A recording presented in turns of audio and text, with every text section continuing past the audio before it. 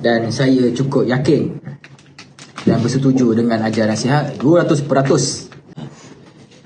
Kita memang sokong Sihat sebab apa?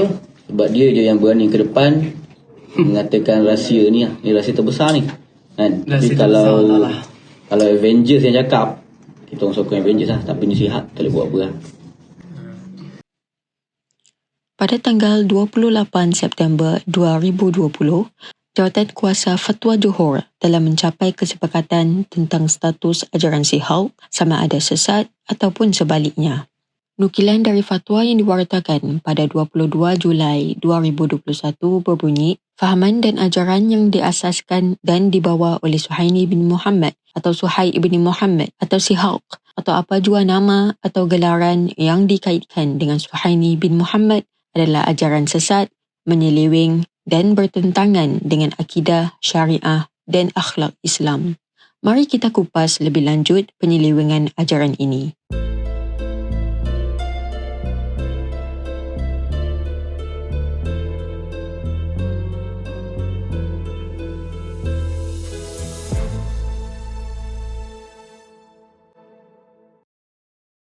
Pada tahun 2018, Suhaini Muhammad mula menjual air minuman Sihat buatan sendiri di rumahnya. Air minuman Sihat ini merupakan air herba bergas yang berperisa rozel dan mengandungi madu.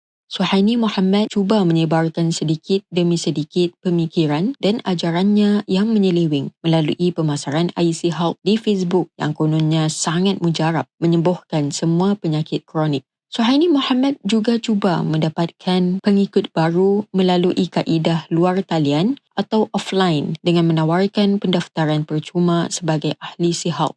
Air Sihat ini dipasarkan sebagai produk buatan Muslim yang berlandaskan petua herba Melayu dan slogan jenama ini adalah kita ikhtiar, Allah yang menyembuhkan. Antara strategi kuat pemasaran air ini adalah melalui dakwaan-dakwaan bahawa air Sihat merupakan penawar alternatif kepada semua penyakit seperti kencing manis, darah tinggi, resdung, gout dan barah.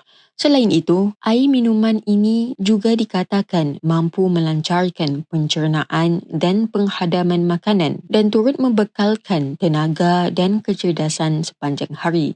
Merujuk kepada posting dari akaun Facebook Sihat Dirawat dan Merawat pada tanggal 3 November 2022, Suhaini Muhammad telah melakukan kajian mikrobiologi selama 1 tahun dengan Fakulti Biosains dan Kejuruteraan Perubatan Universiti Teknologi Malaysia pada tahun 2016. Setahun kemudian, pada tanggal 31 Mac 2017, kilang Sihat mula beroperasi. Menerusi akaun Facebook Suhaib bin Muhammad dan Sihat, beliau mendakwa kotak Sihat adalah peti tabut yang pernah diberikan Allah Subhanahu Wa Taala kepada kerajaan Talut. Untuk menyokong dakwaan palsunya, Suhaini Muhammad telah memetik dan menyelewengkan maksud ayat 248 dari surah Al-Baqarah. Berikut adalah sedikit penjelasan mengenai peti tabut. Di dalam tafsir Al-Munir, Syekh Dr. Wahbah Az-Zuhaili menjelaskan bahawa tabut yang disebutkan di dalam ayat 248 itu ialah sunduk atau kotak peti yang dipercayai diturunkan Allah Subhanahu Wa Taala kepada Nabi Adam alaihi salam kemudian ke tangan Nabi Yaqub alaihi salam. Dikatakan bahawa peti tabut ini diperbuat daripada kayu bersalut emas. Apakah isi kandungan peti tabut ini?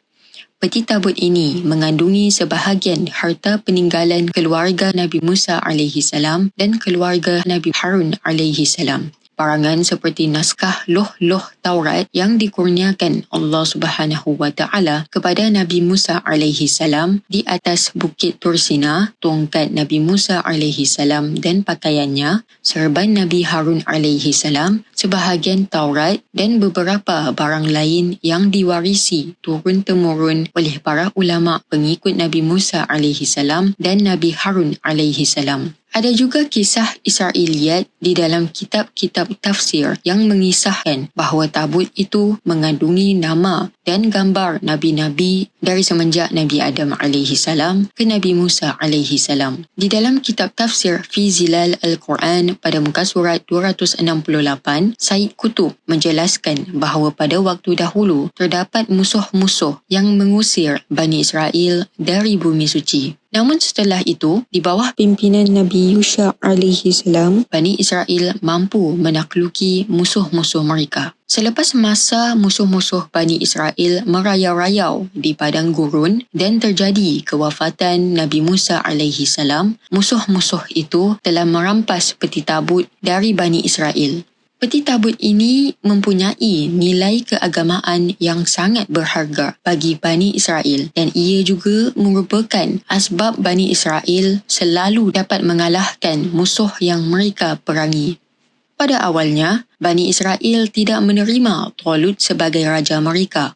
Para malaikat telah mengembalikan peti tabut itu kepada Talut sebagai bentuk kemuliaan terhadap Talut.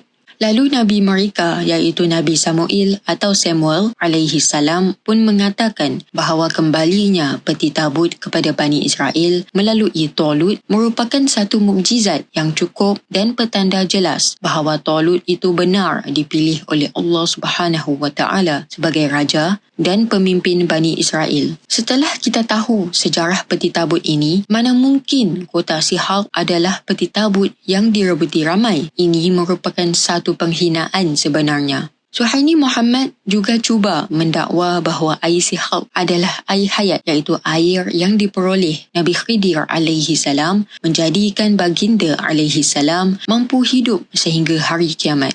Tambahan lagi, menerusi Facebook, Suhaini Muhammad mengajarkan cara-cara menggunakan botol Sihak untuk melaksanakan ritual menangkap jin ke dalam botol. Air minuman Sihak juga didakwa telah dibeli oleh Nabi Muhammad SAW dan ramai ahli Sihak yang meminum air itu telah bermimpi bertemu dengan baginda SAW. Suhaini Muhammad juga telah mereka-reka hadis yang didakwa sebagai hadis qudsi yang menyatakan bahawa Nabi Muhammad SAW itu Isa. Dia juga turut menyatakan bahawa Nabi Muhammad SAW tidak mempunyai kemaluan dan bahawa peristiwa Sayyidina Ali radhiyallahu anhu melihat baginda SAW tidak mempunyai kemaluan menyebabkan Sayyidina Ali radhiyallahu anhu mendapat gelaran Karramallahu wajha. Ustaz Nur Derus, seorang lulusan Al-Azhar dalam bidang usuluddin, selaku founder Sidang Kalam, telah berusaha membanteras kesesatan ajaran Sihak ini. Beliau telah mengajak diskusi ilmiah bersama Suhaini Muhammad dan mengumpul bukti-bukti penyelewengan ajaran ini. Setelah Jawatankuasa Fatwa Johor sepakat tentang kesesatan ajaran Sihak ini pada 28 September 2020, Jawatankuasa Fatwa Negeri Perak juga membuat keputusan yang sama pada mesyuarat Jawatankuasa Fatwa Negeri Perak kali ke-221 pada 9 hingga 11 Disember 2020. Kini, seramai 150 pengikut tegar ajaran Sihak telah mengikut Suhaini Muhammad dan menetap di New Zealand sejak awal bulan Mac secara berperingkat-peringkat menggunakan pas lawatan sosial yang perlu diperbaharui setiap 3 bulan untuk terus berada di sana. Kumpulan tersebut dipercayai sedang cuba memohon perlindungan suaka dari kerajaan New Zealand dengan alasan bahawa mereka terancam oleh orang-orang di Malaysia. Pada tanggal 12 Jun 2023, pengikut Sihak ini telah cuba untuk menyebarkan ajaran sesat mereka di sebuah masjid di New Zealand. Menurut sumber, percubaan mereka gagal diterima oleh penduduk di situ. Pengikut ajaran Sihak ini juga cuba untuk membangunkan kilang untuk meneruskan penjualan air Sihak ini setelah kilang mereka di Johor telah ditutup oleh pihak berkuasa. Kementerian Perdagangan Dalam Negeri dan Hal Ehwal Pengguna akan menyiasat aktiviti penjualan dalam talian jenama minuman kesihatan Sihak ini yang mendakwa dapat menyembuhkan pelbagai penyakit. Ada beberapa pengikut ini terpaksa bekerja sebagai pengutip buah agar dapat menyara kehidupan mereka di New Zealand. Pada pengakhiran video ini, sedikit pengajaran buat kita semua. Sebelum kita ingin mempercayai sesuatu perkara, perlulah kita selidiki dahulu, terutamanya tentang agama. Banyak pengikut ajaran sesat seperti si Hulk dan Ayah Bin terdiri dari golongan orang yang bijak pandai dan berkerjaya. Belajarlah agama dari sumber yang betul, iaitu dengan guru-guru agama yang bertauliah, dan tidak cukup untuk kita belajar dengan satu guru sahaja. Haruslah dari pelbagai guru agar minda terus berkembang dan hati berlapang dada. Jangan taksub dan rasa kita sahaja yang betul. Hati-hatilah dengan ajaran sesat dan kita doakan semoga pengikut-pengikut ajaran sesat ini diberikan hidayah dan taufik oleh Allah Subhanahu wa taala dan kembali ke jalan yang benar, iaitu ajaran Nabi Muhammad sallallahu alaihi wasallam. Layar Studios signing off.